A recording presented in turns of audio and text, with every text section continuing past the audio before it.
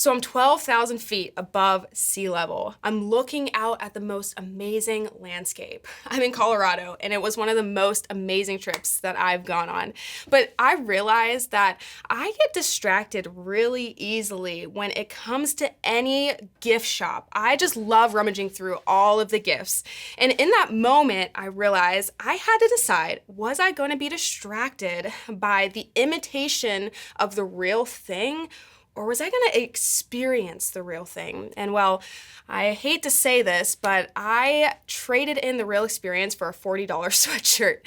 And that sounds a little silly, but I learned through that sometimes you have to choose to be intentional about where you're placing your focus on in order to get the full experience of it. You know, we're going to be pulled in so many different directions in our lives, but one thing that should never have to fight for our attention is our relationship with God. Our worship with God should be pure, intentional, and undistracted. We fall short of that. I mean, I know I do, and so did the people in the time that Jesus was on earth. I actually want to read you guys a story. It's in Matthew 21:12-13.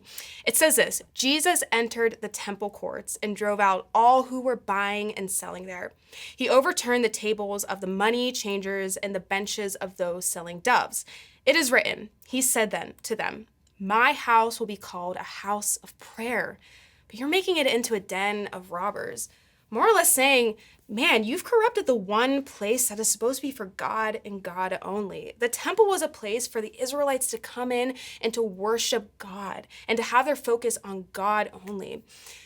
But in that moment, they were distracted. There were things that were filling up their minds that didn't allow them to focus on God. I know I have been there. I've been there so many times, where we post on social media about all the things that we're doing to be more Christian-like, but haven't opened up my Bible in like a week. Or maybe it's that I'm bragging or boasting about, all the Sunday gatherings that I've been to, but I don't even remember the last time that I prayed to God. And before we know it, our view is on everything else, and our view is not on God, the one that truly matters. And he just wants our heartfelt, genuine expression of worship. And when we look to other things that are just an imitation, a cheap substitute of the real thing, man, I got to believe that makes God sad. And today, I just want to challenge you to maybe look in your life. Maybe those examples, you didn't feel like they connected with you, but I know that there's something that man, I have replaced the true experience with God with this. And today, I'm challenging you to surrender that to him, because God deserves our true, heartfelt, genuine worship. So can I pray with you?